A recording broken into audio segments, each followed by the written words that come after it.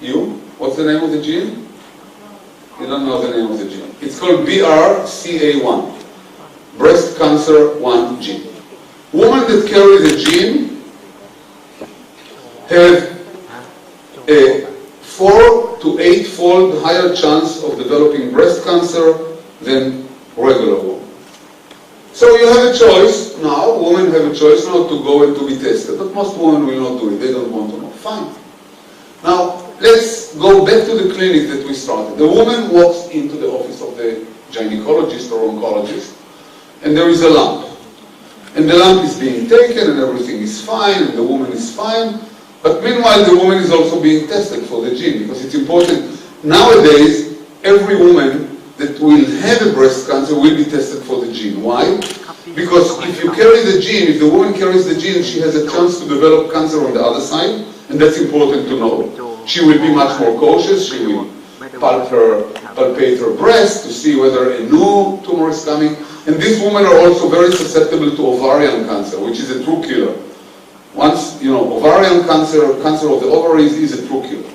So a woman that now has breast cancer will be tested for the gene. Now let's say that the result is positive. The woman has the gene.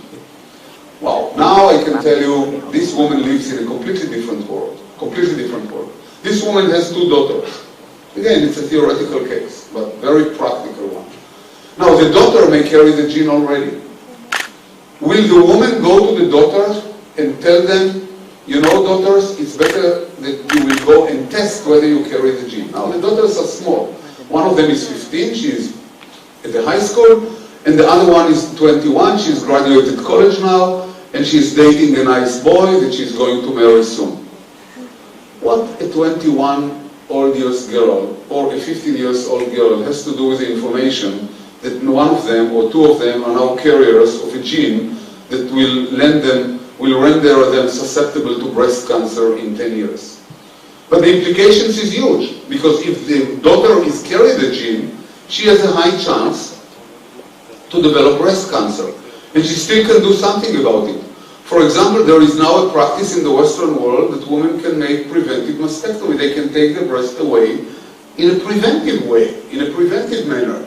So they will prevent future cancer.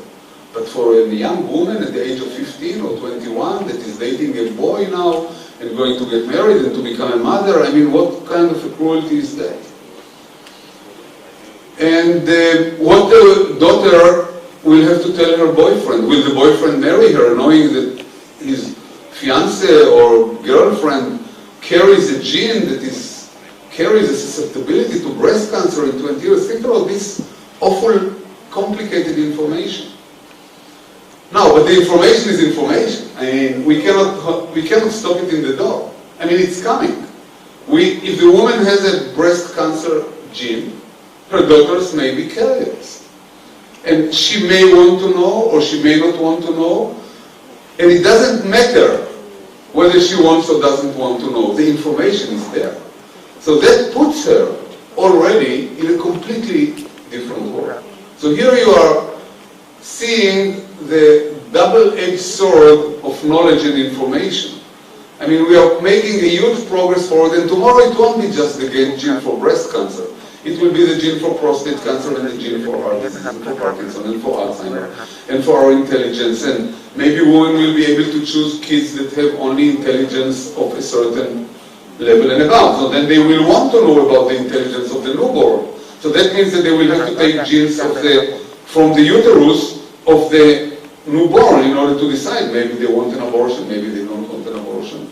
I mean, it's not imagination. I'm not talking about imagination. I'm talking on something that is behind our door. You're going to see in its full-blown development, because we are talking about the next 10, 15 years. And this is the bomb that is ticking along with the wonderful world that is waiting for us in biomedicine. And I think that as a society, this will not remain in the laboratories of the scientists.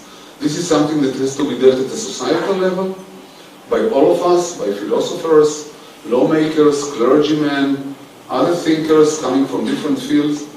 And we truly need to think about I wouldn't say the dangers, but the problems that will come together with the information. It's already now that we are depositing a lot of information by computers. I mean, my country knows a lot about me. When I leave the country, the computers, I leave my fingerprint in the Tel Aviv International Airport. They know exactly the hour, the minute when I leave, the hour, the minute when I come back. There is already a lot of information that your country know about you now than it knew 20 years ago, mostly because of computers. But now it's going to penetrate deeper. It's going to penetrate into our bodies. Beforehand, it was information that we gave by exposing ourselves, by issuing a passport, an identity card, by traveling around. I mean, if you have a car, you have a license plate, you cross in red, the next day we will get the report to your home, because everybody in a very civilized country, people know to which the car belongs, to whom the car belongs, and they know the address, because you have to register the car annually. So think about it. There is a lot of information about us that the authorities know already, but so far they didn't penetrate our own body. So this was the border. From now on, this is going to change as well, and we have to really think about it, about the implications of this intrusion. So I think that I'll end up here and open it to questions if there are any. So thank you very much for your attention.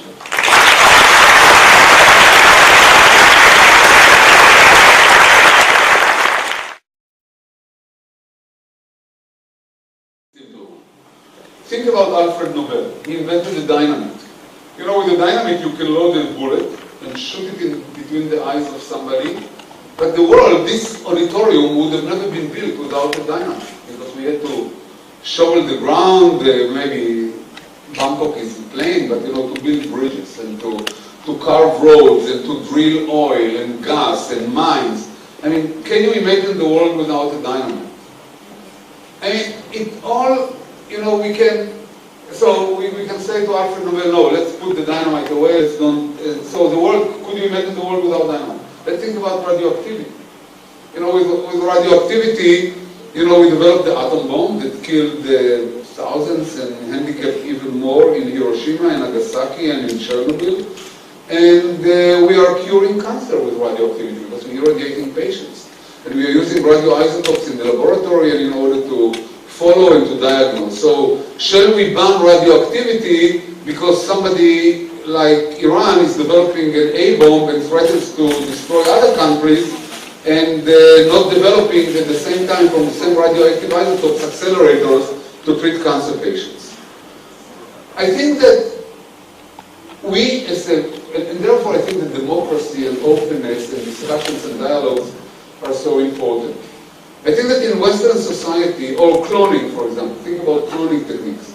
One thing, cloning, we can clone human beings. So somebody will sit in his basement and will clone, millions Hitlers or million Pol Pots or million Stalins or million I don't know whom, and one day they will erupt from the basement and take over the world. On the other hand, molecular biology and cloning has become the basics of development of new drugs. So shall we stop cloning? So, and I can bring you, from this simple, stupid example of the glass, I can go on and on to examples that are really touching on our daily life. And the answer is no. Science should proceed. Absolutely, according to our imagination. But in democracies, it should be controlled by check and balances. What's forbidden, what should not be done, what should be done. I'm not doing experiments in my basement. I'm living in a free country. All my grants are exposed. I'm sending grant to a funding agency. They fund the research that they would think is meritorious scientifically. I have students, they talk. I'm not doing anything in secrecy. The students talk, they graduate, then they go to postgraduate studies. We are living in it. I'm coming to Cambodia, I'm coming to Thailand, I'm talking in Manipur University, I'm talking in Moscow University, I'm talking in George Washington University. We are living in an open society, and the checks and balances of democracies and legislation and parliaments and all of these bodies will contain science, so not to limit the development, but on the other hand, not to abuse it. Because every good thing can be turned, I can cut the electric cord that leads to this computer, and can you imagine our life without laptops and without internet, and electrocute somebody with it? I mean, it's endless. It's really endless. I mean, this is an absurd example, but the dynamite and the radioactivity are not absurd at all. I mean, these are really, you have a weapon on one hand, it's already there. You have a weapon on one hand, which is the A-bomb, and you have radioactive accelerators to treat cancer patients on the other hand. And the same country can hold them both within a distance of nothing. On one hand you have an oncological center, on the other hand you have a military base with warheads loaded with ready to go, and leaders are talking about demolition of other countries. So it's not something secret. So I think that science should proceed, but under checks and balances, and I think that the key for it is true heavily based democracy, freedom, tradition, legislating body that will contain it to where it's beneficial and will prevent its spread to where it becomes harmful. So that's my other. Yes. Can using biochemistry talk about a person's character other than physical ones? What was the question? Can tests using biochemistry talk about a person's character other than the physical ones? It's very interesting.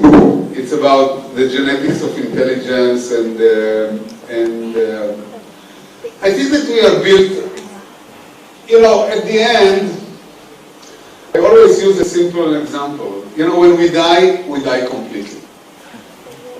You will leave behind yourself what you wrote, what you sculpted, what you built, your spirit in those that memorize you, but they will die soon or after, and that's it. And then only names are left of those that left a dent behind them. So the fact is that even my intelligence is something physical. When I die, it goes away. I don't leave a box that somebody can open and use my intelligence to further it and to develop it or to use it. That's it, it goes. My talent of speaking, everything is going away. Beethoven, there is no another Beethoven. There was one Beethoven that wrote all these wonderful 9 symphonies, and that's it. There is nobody that can mimic it. It didn't leave any recipe, any box, even not with instructions to mimic it. We cannot leave even instructions. Which says that in a way it's physical. But on the other hand, it's obviously also environmental. I mean, we are living in cultures, we are exposed to parents, to other, and the environment also has to do not only with our intelligence, but also with our physique. I mean, in polluted environment, more people, diseases are the result of the environment in many ways. They're not only genetically inherited, but pollution and nutrients. I mean, think about the nutrients, what we are eating. Each of us is eating something. What do we know about what we are eating and what it does to us? People claim that intelligence is inherited, can be found in the genes. I mean, not completely, as I said, it's a lot.